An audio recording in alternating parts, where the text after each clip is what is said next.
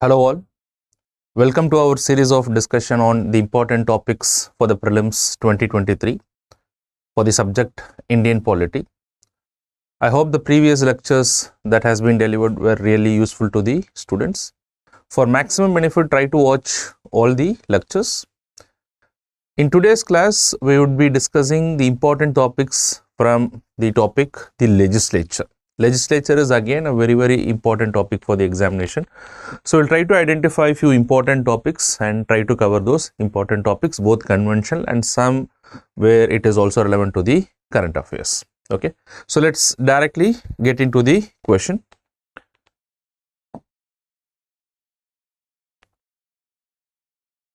Look into the first question.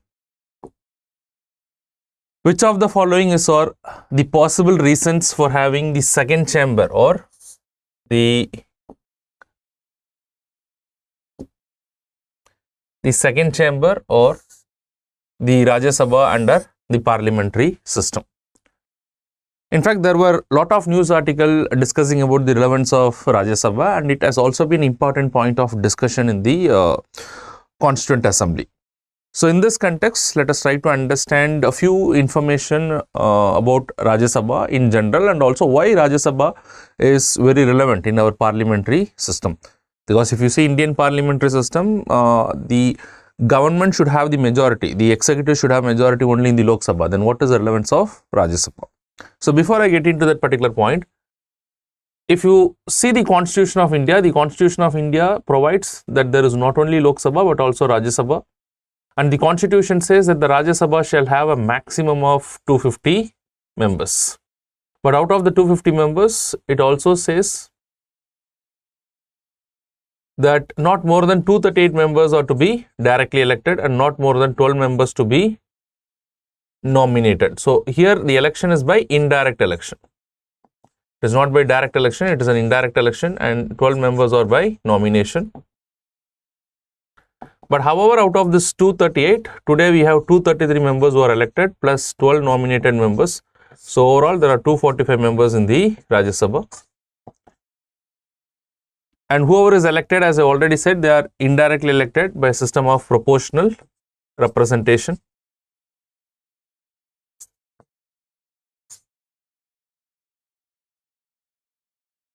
Proportional representation system is used, and they are elected by the elected members of the legislative assemblies of the concerned state. So these are some of the basic information that you'll have to understand. And from where do we find as to how many seats are allocated to different seats in Lok Sabha? That information is provided in the Schedule 4 of the Constitution. And the allocation is not equal. That means the seats allocated to different states are different. And the principle that has been followed is that it is on the basis of population. A state which is having more population is likely to have more seats. So these are some of the basic information that you should know under the Constitution. And also that this particular topic is relevant because this year there were few vacancies in the Rajya Sabha was also filled. And you know that that every second year there will be election in the Rajya Sabha. So for all these purposes, this topic becomes very important. Now coming to the question of why Rajya Sabha is important or relevant in our parliamentary system, we'll have to understand this Rajya Sabha is also something which is institutionalizing the federal political system in our country. Rajya Sabha or the Council of States is nothing but the members in these Rajya Sabha, or which is also called as a Council of States, they represent the interest of the states. So that's the idea why the Constituent Assembly wanted to have this, because that is the reason the name that it has been given to is the Council of States. They don't represent per se the parliament, but also they represent the interest of the states. And because the reason they are elected not directly by the people, but they are elected by the elected representatives of the states.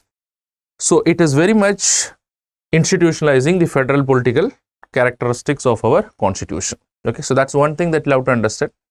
Now the second thing is, when you look into the debates in the Constituent Assembly, they also wanted to have Rajya Sabha because of the fact that Rajya Sabha can also act as checks and balances against any majoritarian government. If any government is having a majority, probably they'll have the majority in the Lok Sabha. But in the Rajya Sabha, they may not have the majority. Looking to the present government, even the present government does not have a full majority in the Rajya Sabha, but they may have most of the members. So it also acts as a clear checks and balances. It also puts in some kind of wisdom, and it can also get into the deliberations and discussions in various bills which is introduced in the houses of the parliament. And then the third reason as to why the Rajya Sabha has also been relevant in the opinion of Constituent Assembly is that the Rajya Sabha also provides for nomination into the house in the way that they can appoint people from the diverse background with a diverse knowledge and to give their input who otherwise may not get elected to the house. For all these reasons, the Rajya Sabha was found to be very relevant. So with this information, come to the first statement. Statement 1, the Rajya Sabha helps institutionalizing the power sharing between the center and the states in a federal political system. It's very much true, because as we already discussed, the Rajya Sabha also reflects the institution of, or it reflects the idea of the federal political system.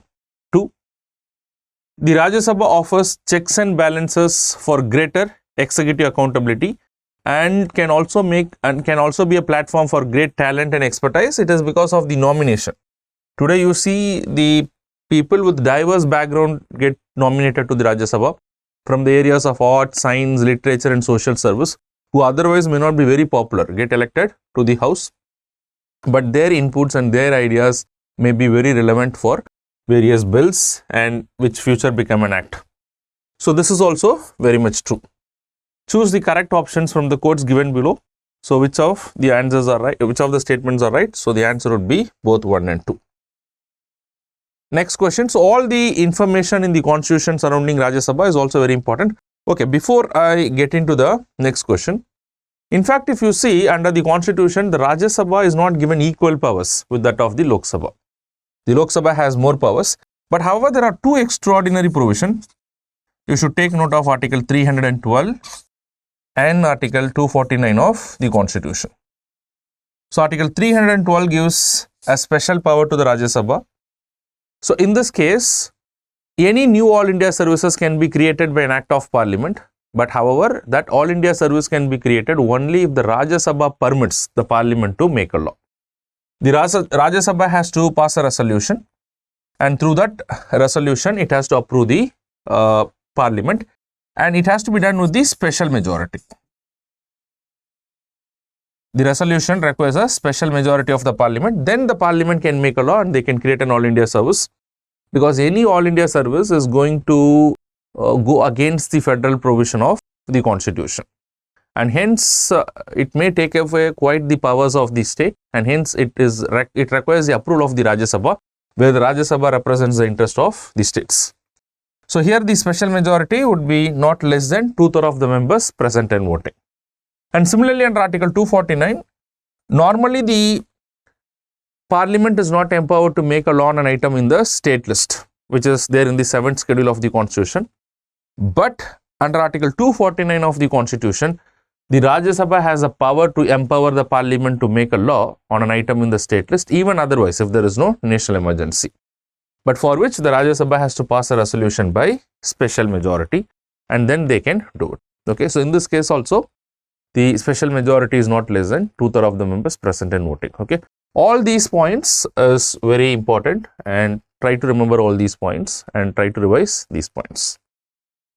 Let's move to the next question. The next question was again, which was there in the current affairs. It is specifically related to one particular rule of Rajya Sabha, which has been repeatedly been reported in the newspaper, that is Rule 267 of the Rajya Sabha. Now there was a lot of hue and cry in the opposition parties. The opposition parties were trying to introduce certain motions in the Rajya Sabha to discuss certain urgent public issues, which was denied by the presiding officer, that is the chairman of Rajya Sabha.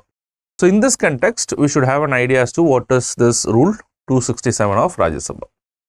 We know that under the Constitution, the power has been given to the respective presiding officers to regulate the proceedings and to make rules to carry out the various business in the house. So in this context, the Rajya Sabha has made its own rule, and one such rule is Rule 267. So what is this Rule 267? So the Rule 267 would allow the speaker, if any member of the parliament in the Rajya Sabha, if they wanted to discuss a matter of urgent public importance, and to that extent if they are moving a motion, If the presiding officer is okay with that, the presiding officer can suspend the other functions of the house for the day and they can take up that particular discussion. And this power is given to the presiding officer by virtue of Rule 267 of the Rajya Sabha.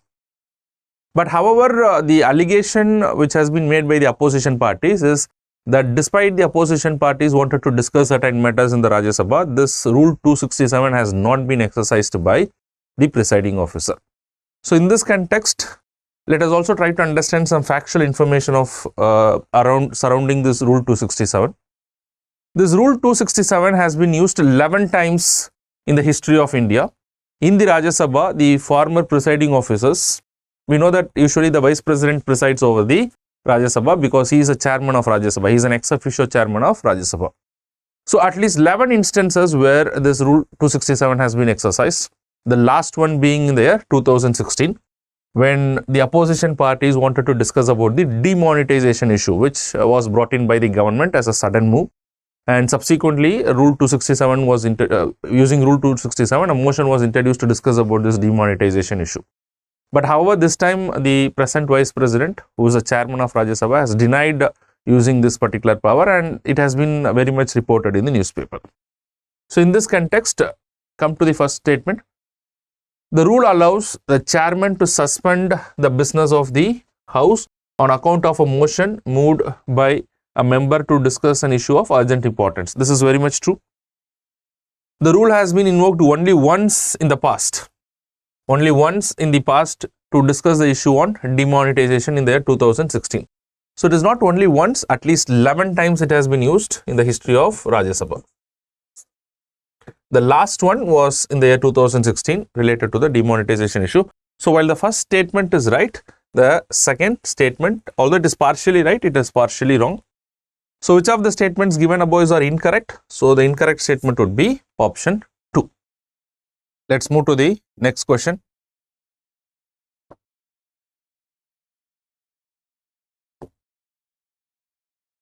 So this question is regarding the delimitation of the constituencies. There were some news articles with regard to delimitation of the constituencies.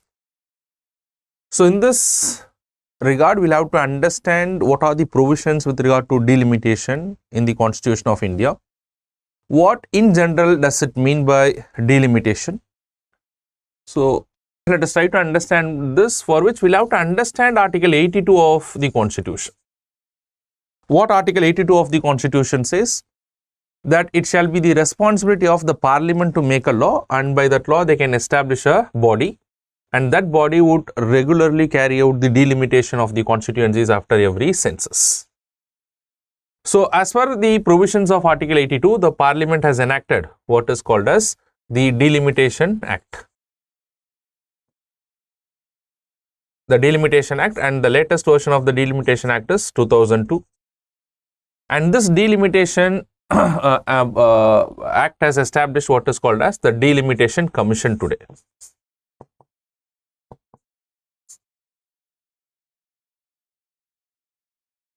And it is the responsibility of this Delimitation Commission to carry out the delimitation of the constituencies to both election to the Lok Sabha as well as to the legislative assemblies in the state.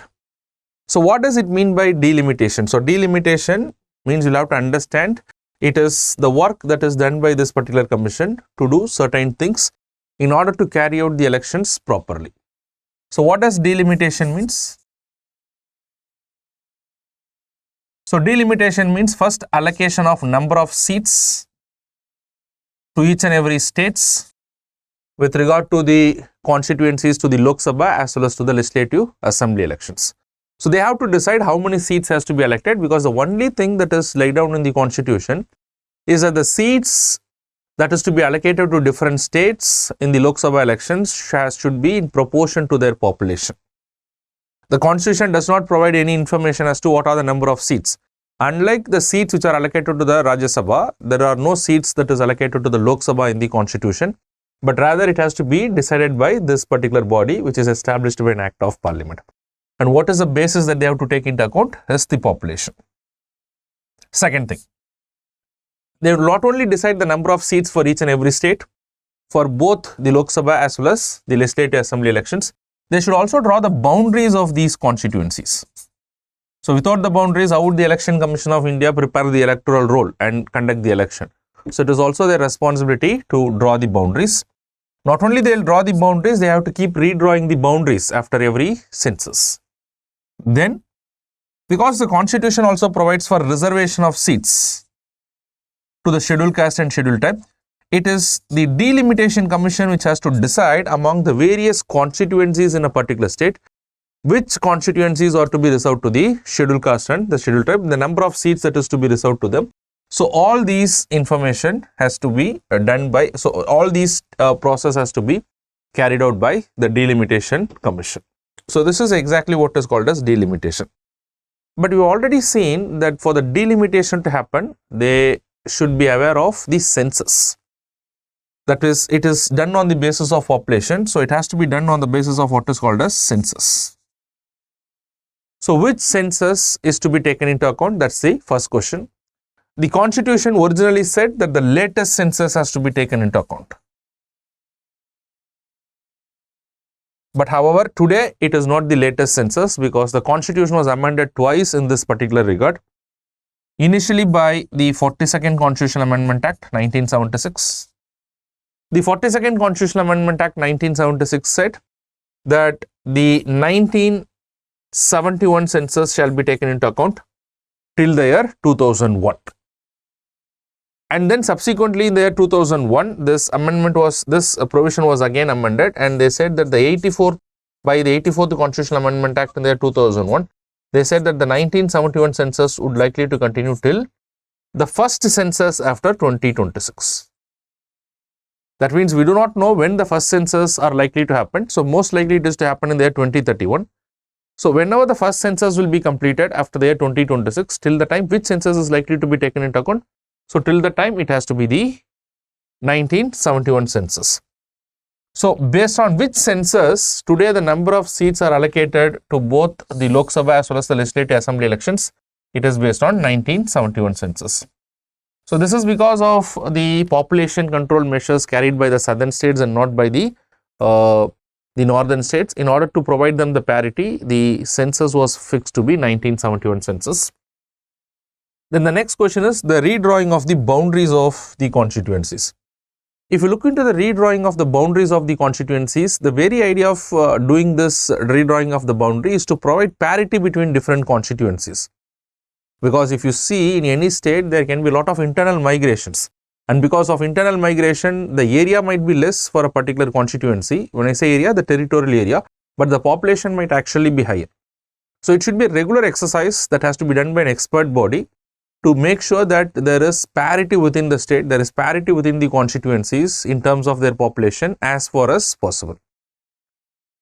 So that is why they should also draw the boundaries, and for this, what is the census that they have to take into account? The census presently that is taken into account is the 2001 census, because the latest delimitation act that was passed is in the year 2002, and then the census at that point of time, the latest census we had is the 2001 census. And then they also deal with the reservation of seats to the scheduled caste and the scheduled tribe, which is done in proportion to the population of the scheduled caste and scheduled tribe in that particular state to the total population. And here also please understand the census that is used to reserve the seats for the scheduled caste and scheduled tribe is also 2001 census. So you'll have to understand certain things, you'll have to keep in your mind certain things. The total number of seats or the total number of constituencies is decided based on the 1971 census. The redrawing of boundaries of the constituencies is done on the basis of 2001 census, and the reservation of seats to the scheduled caste and scheduled tribe is also done on the basis of 2001 census. And all these steps are carried out by an expert body, that is the Delimitation Commission. The Delimitation Commission is a statutory body established by the Delimitation Act, which the Parliament is empowered to do by virtue of Article 82 of the Constitution. The Delimitation Commission is usually headed by a retired judge of a Supreme Court, and then it also includes the Chief Election Commissioner or any of the other election commissioner nominated by the Chief Election Commissioner, and it will also include the Chief Election Commissioner of each and every state. So this is what is the composition of the Delimitation Commission. So with this information, come to the first question. The delimitation of seats is carried out by a specific body called the Delimitation Commission for the election to the Lok Sabha and the Legislative Assembly elections. Yes, this is very much true, because the Delimitation Commission carries out the delimitation exercise for election to both Lok Sabha as well as the Legislative Assemblies. Statement 2. The Delimitation Commission is a statutory body established by an Act of Parliament and is usually headed by a chairman who should be a retired judge of a Supreme Court. So this is also true. In addition to that, we have also seen it may comprise of the Chief Election Commissioner and the State Election Commissioners. Statement 3. The Delimitation Commission redraws the boundaries of the constituencies using the 2001 census, which is also true, and we have seen where the 1971 census is also used. So what would be the answer for this particular question? Because the question is looking for as to what is incorrect. So which of the following statement is incorrect? So probably none of these things are incorrect. So probably either we can make it correct, or so let us assume which of the following statement is correct. So the correct statement would be all of the above. Okay, so the right answer is option D. So let us move to the next question. The understanding of the circumstances on which the bill is likely to lapse in the houses of the parliament. In fact, this particular topic is very important because the previous chairman of Rajya Sabha, the previous vice president of India, who is ex officio chairman of Rajya Sabha, Mr. Venkaiah Naidu, has raised his concern that the time of the parliament is unnecessarily getting wasted, because a lot of bills, after going through a lot of discussion, and just because the Lok Sabha is getting dissolved, the bills get lapsed. So for which we'll have to understand as to what are the circumstances on which the bill will lapse under the constitution. So if you look into the constitution, you can have a very simple understanding. You don't have to remember everything, but if you remember this particular point, you will be in a position to understand under what circumstances the bill is likely to lapse, under what circumstances the bill will not lapse. Under the constitution, we know that the bill has to go through a discussion, and once it is passed by both houses of the parliament, then the president gives the assent, then the bill becomes an act. But however, before all these processes is over, if the Lok Sabha is dissolved, in most of the cases, the bill is likely to lapse. So have this simple understanding: a bill will lapse. When it will lapse? A bill will lapse on dissolution of the Lok Sabha. Only the Lok Sabha can be dissolved because the Rajya Sabha is a permanent house. There is no question of dissolution of Rajya Sabha, but the Lok Sabha can be dissolved. The Lok Sabha is dissolved usually after the completion of its term. We know that the term of the Lok Sabha is for a period of 5 years. Sometimes the Lok Sabha can also be dissolved even before the completion of the term. So that can also happen. On dissolution of Lok Sabha, any bill that is pending in the houses of the parliament, please understand, any bill that is pending in the houses of the parliament. So this is the understanding. So when it is likely to lapse? On dissolution of Lok Sabha, any bill pending in the houses of parliament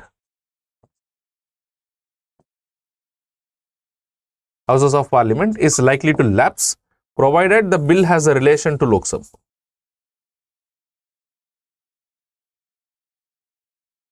That means not necessarily all the bills will lapse, but if any bill, if it has got a relation to Lok Sabha, and if the Lok Sabha is dissolved, under such a circumstances, the bill is likely to lapse. So what are the circumstances on which a bill pending in the house might have a relation to Lok Sabha?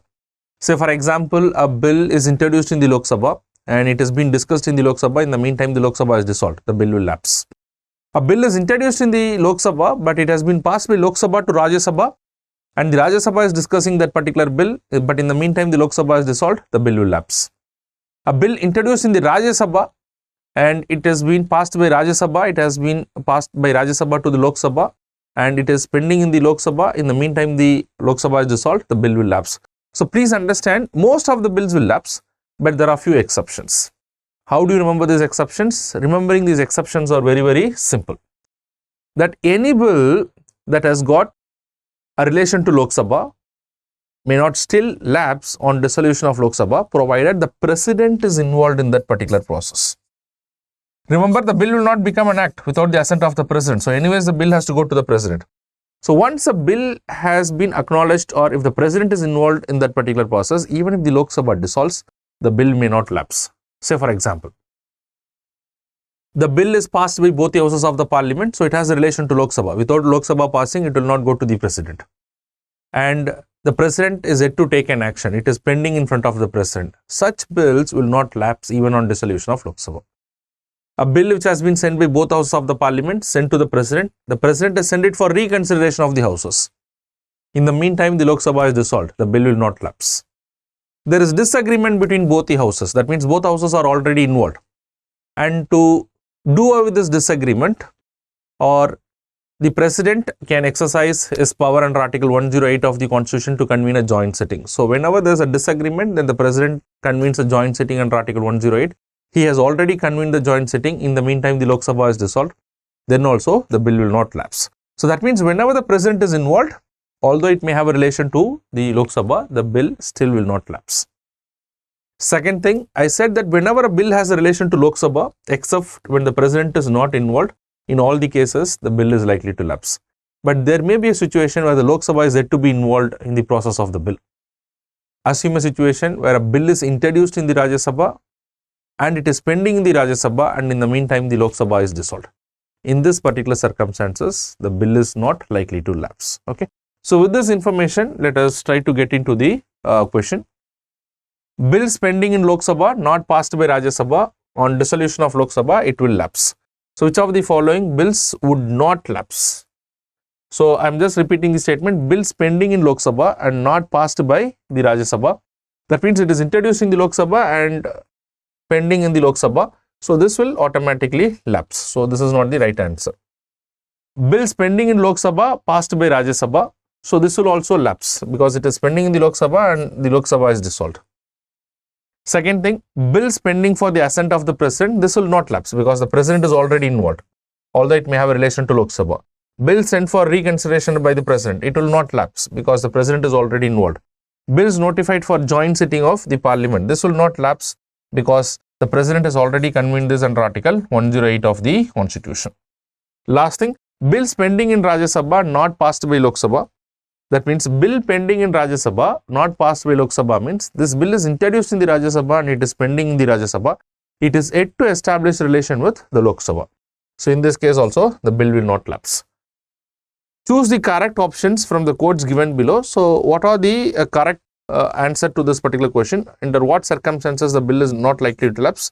In all the cases 3, 4, 5 and 6. So have a very simple understanding. What is the understanding you should have? Any bill which has got relation to Lok Sabha is likely to lapse on dissolution of Lok Sabha, provided the exception is that the president is involved in the process, or if the Lok Sabha does not have a relation yet with regard to that particular bill. Under these circumstances, the bill will not lapse. In all other circumstances, the bill is likely to lapse. Let's move to the next question. So the next question is related to the distinction between the money bill and the finance bill, which is a very important topic in my opinion. A number of articles has been there in the news with regard to the controversy surrounding whether a bill is a money bill, under what circumstances it can be considered to be a money bill. So you'll have to have a very clear understanding of what is a money bill and what is a financial bill. And to understand this particular distinction as to what is a money bill, we'll have to understand two provisions in the Constitution, which is Article 110 and Article 117 of the Constitution. While Article 117 of the Constitution deals with the finance bill, and it is Article 110 of the Constitution which deals with as to what is a money bill. So in fact, before I get into this particular provision, you'll have to have an understanding that if you look into the finance bill, let us assume this is the finance bill. A finance bill can be further divided into three types of bills. One is a money bill. In fact, a money bill is a finance bill. And then you have financial bill of type 1. And then you have the financial bill which is of type 2. In fact, all these bills, that is financial bill type 1, type 2, all these bills are what? All these bills are financial bills. So to put a very simple understanding, you can say that all the money bills are financial bills, because money bill is a subset of a financial bill. And in addition to that, you have financial bill type 1 and type 2. But however, the vice versa may not be the true, because not all financial bills are money bills. Because apart from the money bill, which is also a financial bill, you have other types of financial bills. So just come to the first statement. What is the first statement that is saying? That while all the money bills are financial bills. Is all the money bills are financial bills? Yes, of course, because money bill is a subset of that. But not all financial bills are money bills. You cannot say all the financial bills are money bills, because apart from money bill, you have financial bill type 1 and type 2. So this particular statement is very much true. So in general, what is a financial bill? It's very easy to understand. Any bill that it imposes some form of expenditure to the government, or it is dealing with the revenue of the government. So any bill which is dealing with such a matter is what is called as a finance bill. So finance means it is dealing with the finances of the government. It can be revenue or it can be expenditure. So that's basically what is a finance bill. But what specifically is a money bill? It also deals with finances, because money bill is also a finance bill.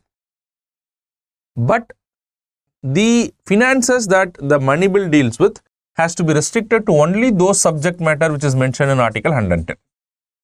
So if it is restricted to only those subject matters which is mentioned in Article 110, then that would be a money bill. If it is not restricted itself to what is mentioned in Article 110, then it may be related to financial bill type 1 or type 2. So to be very specific, a financial bill type 1 is that it contains certain items which is mentioned in Article 110, but in addition to that, it may have some certain extra matters.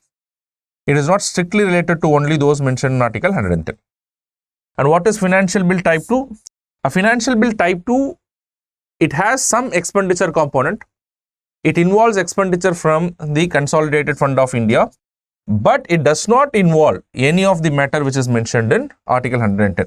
So no matter, it does not involve any matter mentioned in Article 110. So this is a financial bill type 2. So because of the different subject matters that they deal with, the procedure for these bills are also little different. So come to the second statement. The second statement is saying, while all the money bills can be introduced only in the Lok Sabha, that is very much true according to the procedure of the money bill. It can be introduced only in the Lok Sabha, and it can be introduced only with the prior recommendation of the President, because it's an important money matter. So you can introduce only with the prior recommendation of the President. And the same is not true in case of the financial bills. So if you take the financial bill, it is partially true that even in case of financial bill type 1, it can be introduced only in the Lok Sabha and only with the prior recommendation of the President. But that is not the case with the financial bill type 2. In case of financial bill type 2, it can be introduced in either houses of the parliament, and it can be introduced without the prior recommendation of the President. So in this context, you will have to understand the procedure for what is a money bill and the procedure for financial bill type 1 and type 2 as well. So it is a very, very important theme for your examination. Okay. So while the second statement, come to the second statement, while the money bill is introduced only in the Lok Sabha with a prior recommendation, the same is not true in case of the financial bills. That means it is not true in case of all the financial bills. While the financial bill type 1 will follow this, not the financial bill type 2. So this particular statement is also correct. So choose the correct answer from the quotes given below. So the right answer would be option both 1 and 2. So please understand, apart from this, you may also look into, once a bill is passed by the Lok Sabha, what is the power of the Rajya Sabha with regard to the money bill? They can only maximum delay it by a maximum of 14 days. They do not have any of the other powers. And similarly, what is the power of the Rajya Sabha with regard to financial bill type 1 and type 2? With regard to financial bill type 1 and type 2, they have all the powers as that of an ordinary bill.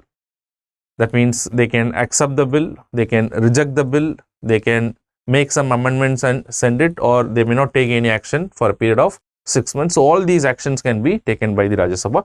So please be aware of the powers of both the houses with regard to different types of bills, and what are the subject matters when it comes to different types of bills. So all these things are very important for your examination. Come to the next topic. So this is related to a vote of no confidence in the houses of the parliament. In fact, under the rules of the house, a number of motions can be introduced, but one such important thing is the vote of no confidence. So let us try to understand as to what is this vote of no confidence. In fact, under rule number 188 of the Lok Sabha, this vote of no confidence can be introduced. But what is this vote of no confidence? For which we will have to understand as to what is mentioned in Article 75 of the Constitution. Article 75 of the Constitution says that the Council of Ministers shall be collectively responsible to the Lok Sabha. Collective responsibility means that any government that is formed shall always have the majority in the house. At any point of time, if they lose the majority, then that government should be dismissed. They have to resign, or otherwise the president can dismiss that particular council of ministers. But at any point of time, it is not only necessary that the government has to prove majority at the time of forming the government after the election is over, but that majority can be tested at any point of time. In fact, that is the very essence of the parliamentary democracy. In a parliamentary democracy, the legitimacy of the government comes with its ability to prove the majority in the house. Without this, they will never be able to run the administration. And in this context, if any member of parliament wanted to see whether the government is having the majority, the requisite majority, then he is empowered through the rules of the house to introduce this particular motion. In fact, please understand, the word no confidence motion is nowhere mentioned in the constitution. It is only in the rules of the house. So any member, they can introduce the motion, and once it is approved by the speaker, then the motion will be taken up and it will be put to vote. And if it is passed with a simple majority, then that means that the majority members in the house is not having the confidence in the government and the government has to resign. But however, please understand that once a member introduces a particular motion, it has to be supported even before the introduction. It has to be supported by a minimum of at least 50 members before it is accepted and introduced in the house. And also, under the rules of the house, there is no need to mention any reason for this particular member to introduce this particular motion. So it has been introduced against number of prime ministers in our country. The last time it was introduced was against the present NDA government during the last regime, and before that it was also introduced against Prime Minister Atal Bihari Vajpayee. So against most of the prime ministers, the motions got defeated, but there are also instances where it has been passed and it forced the prime ministers to resign from their office. So in this context, come to the following statements. 1.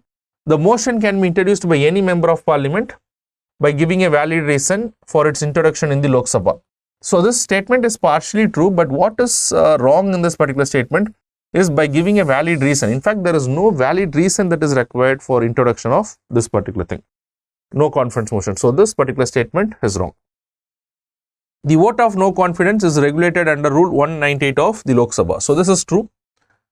As I already said, there is no mention of this in the constitution. 3. The passage of the motion by simple majority would amount to defeat of the government. This is very much true, and that is the very essence of the parliamentary democracy, to test whether the government is having the majority or not. So this particular statement is also true.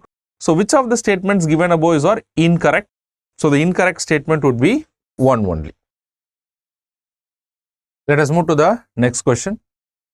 So this question is related to the budget, and budget is an important topic for every year. So let us try to understand this particular question.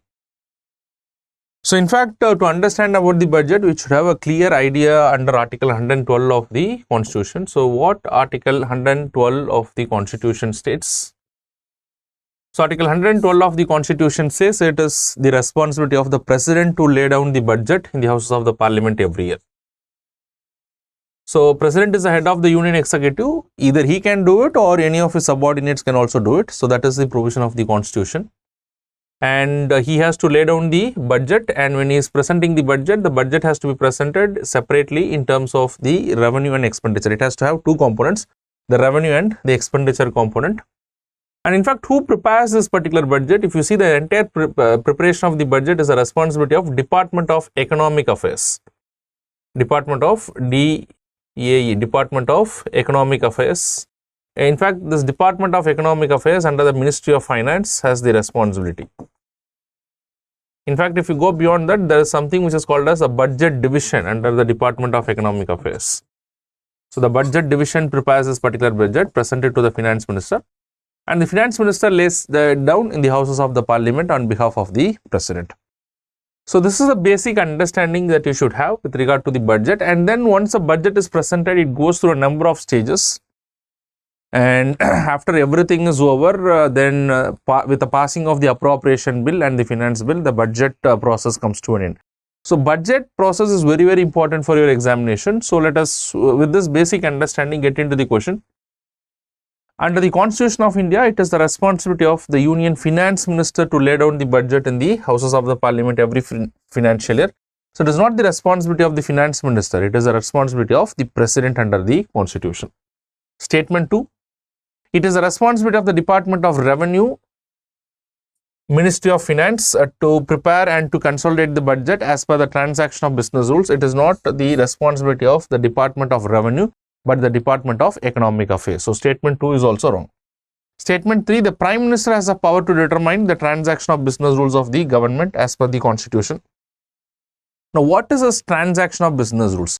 Transaction of business rules is the rules as to how various activities in the government are to be carried out. Who is supposed to do what? So some rules has to be framed.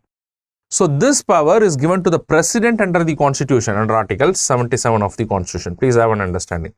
So this power is not given to the Prime Minister, although the president does or makes this rule on the advice of the Prime Minister, but it is not that the rule is entrusted, the power is entrusted upon the Prime Minister. So this particular statement is also wrong. So which of the statements given above are incorrect? The right answer is all of the above. Okay. So we'll quickly move to the next question. So what is the next question? The next question is related to the grants which is mentioned in the constitution. So in fact, if you look into the constitution under Article 115 of the constitution talks about various grants.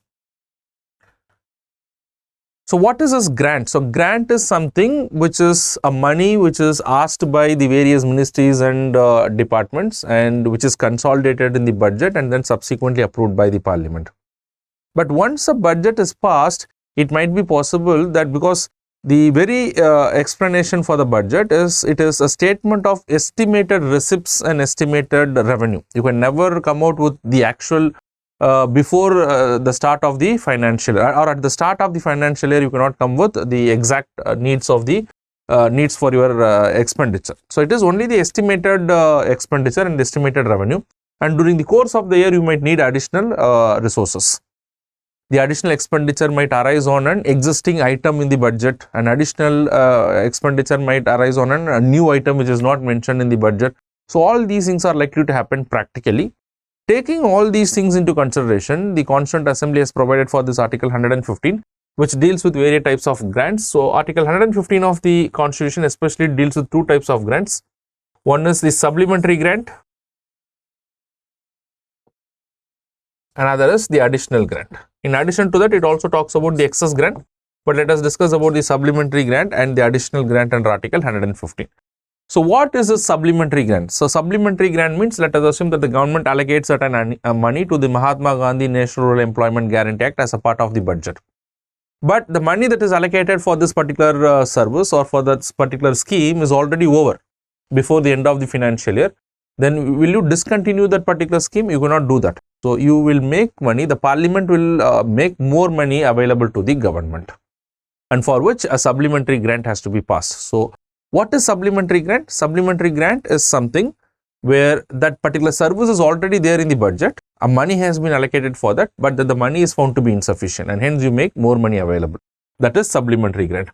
But whereas on the contrary, what is an additional grant? An additional grant is that the parliament is approving the money for certain service which is not finding any mention in the original budget for that particular year. So that is additional grant. So with this, come to the first statement. The supplementary grant under the Constitution of India raise a new demand which is not part of the budget. So this is wrong.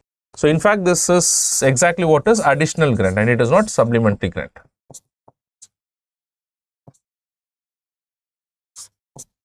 2. The additional grant under the Constitution increases the amount of the existing demand which is already part of the budget. So this is exactly what is the supplementary grant. So every grant, be it additional grant or supplementary grant, they are all put to vote in the Lok Sabha, and it has to be passed by a simple majority, and then an appropriation bill will be passed, and then subsequently the government can make use of this particular money. So which of the statements given above are incorrect? So in fact, both the statements are incorrect. So the right answer is option C. Let's move to the next question. Consider the following statements regarding the Legislative Council. If you take the state legislature part, the Legislative Council is very, very important. Unlike the Parliament, which is bicameral in nature, it is not necessary, it is not mandatory for the states to have bicameralism. And the Constituent Assembly decided if they want the respective states, let them have the second chamber, the Legislative Council. So they have also given a procedure as to how a state may have a Legislative Council. So which is mentioned under Article 169 of the Constitution. So what Article 169 of the Constitution is saying? Article 169 of the Constitution is saying that if any state wants to have a state legislature, let the Legislative Assembly of that particular state pass a resolution that they wanted to have a Legislative Council, and that resolution has to be passed by special majority. When I talk of the special majority is, it has to satisfy two conditions. It has to satisfy the absolute majority of the House and also not less than 2/3 of the members present and voting. If it is passing a resolution with special majority, then this may be taken up by the Parliament, and then the Parliament can make a law, and by that law they can create the Legislative Council. They can create the Legislative Council. Now please understand, this is not only the way to create a Legislative Council, the process is exactly the same to abolish the Legislative Council as well. Suppose if the Legislative Council is created and then the state legislature thinks that there is no need for Legislative Council for the reason that they think, and then they can again pass a resolution and they can ask the Parliament to abolish the Legislative Council. But however, please understand, the law that is made by the Parliament is not deemed to be an amendment to the Constitution under Article 368. That means what is the majority that is required for the Parliament to pass this particular act? It's just a simple majority.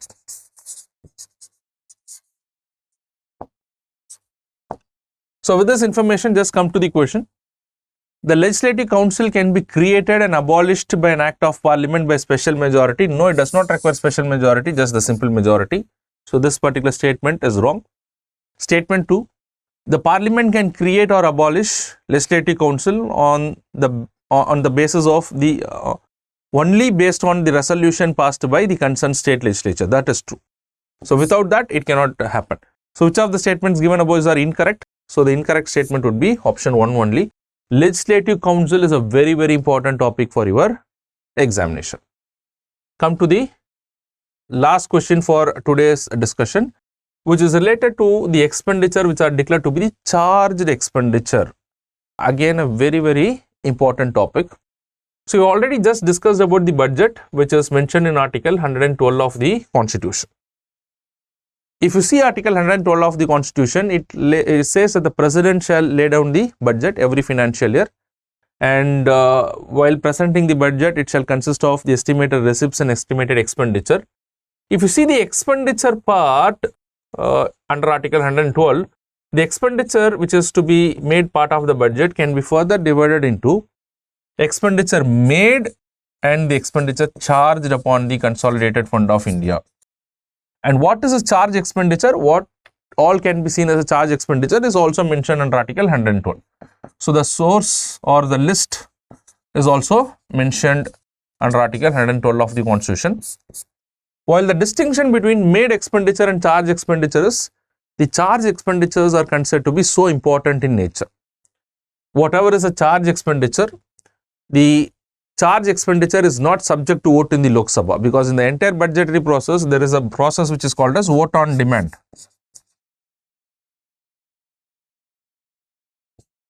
Vote on demand for grant. So in this vote on demand for grant, every demand in the budget is put to vote. But whereas the charge expenditures are not put to vote, they are deemed to be passed even without voting, although they can be discussed. But all the made expenditures are put to vote. They are put to vote. They have to be voted by the House. So in fact, this is the difference between made expenditure and charge expenditure, and they are mutually exclusive.